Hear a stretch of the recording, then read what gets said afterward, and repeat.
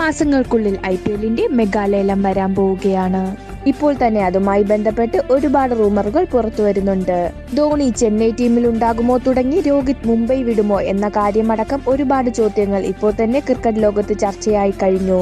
റീടെൻഷനുമായി ബന്ധപ്പെട്ട് BCCI ഇതുവരെ ഒരു പുതിയ നിയമം കൊണ്ടുവരാത്ത സാഹചര്യത്തിൽ ഒരു ടീം 4 കളിക്കാരെ നിലനിർത്തിയാൽ ആരൊക്കെ റീറ്റെയിൻ ആകുമെന്ന സാധ്യതയാണ് നമ്മൾ നോക്കാൻ പോകുന്നത്.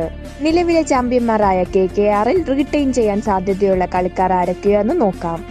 ഇത്തവണ എത്ര കളിക്കാരെ നിലനിർത്താം, എത്ര RTM കാർഡ് യൂസ് ചെയ്യാം, എത്ര ഫോറിനേഴ്സിനെ നിലനിർത്താം എന്നതിലൊന്നും ഒരു വ്യക്തത വന്നിട്ടില്ല എങ്കിലും 2025 മെഗാലേലം ഏറ്റവും കൂടുതൽ ബാധിക്കുന്നത് KKRനെയാകും. 2014 ശേഷം 10 കൊല്ലത്തിന് ശേഷമാണ് KKR വീണ്ടും IPLൽ കിരീടം മുത്തമിടുന്നത്. കഴിഞ്ഞ IPLൽ മികച്ച ഒരു സംഘമായിട്ടാണ് KKR വന്നത്.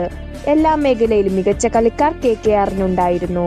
എന്നാൽ വീണ്ടും ഒരു മെഗാലേലം വരുമ്പോൾ 4 കളിക്കാരെ മാത്രമേ നിലനിർത്താവൂ എന്ന നിയമമാണെങ്കിൽ ഏറ്റവും തലവേദന ഉണ്ടാക്കാൻ പോകുന്നത് KKR മാനേജ്മെന്റിനാകും.